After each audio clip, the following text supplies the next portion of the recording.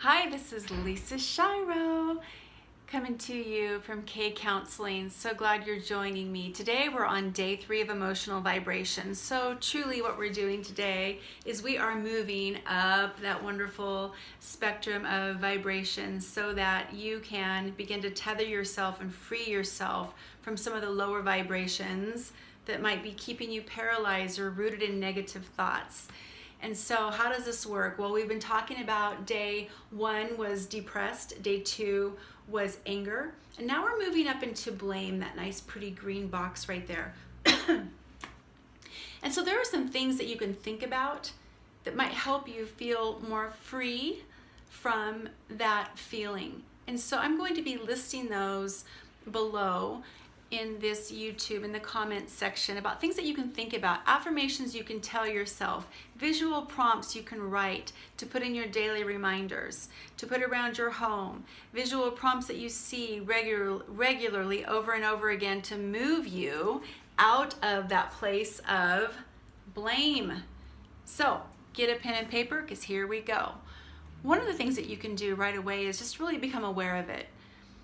And what's that mean? It means like really accepting it and not running from it anymore. Because what we know about anxious feelings and anger feelings and feelings that are really kind of low on that spectrum is if we avoid them and run from them, they just get bigger and scarier. Am I right? Yeah.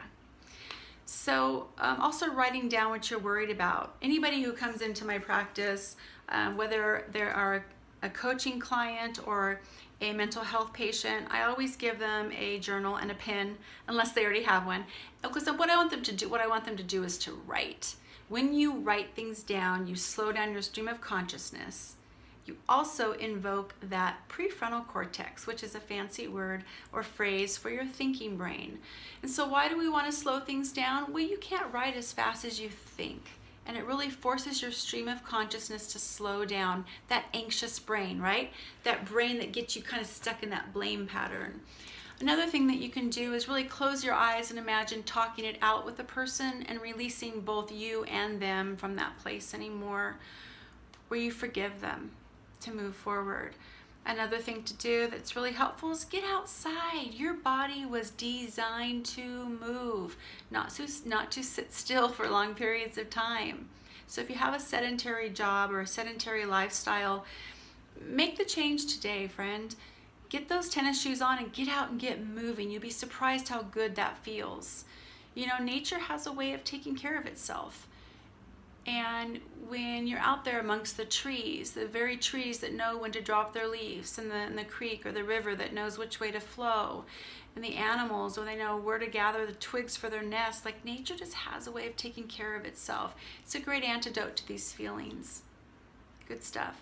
Another thing too is just to get back to your pen and paper and to make a list of the people that you need to forgive and the things that you need to let go of.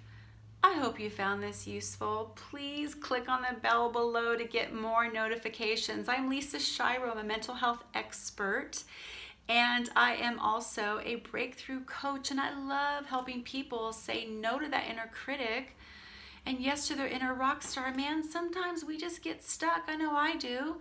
I hope you found this very valuable, and I can't wait to read some of your comments.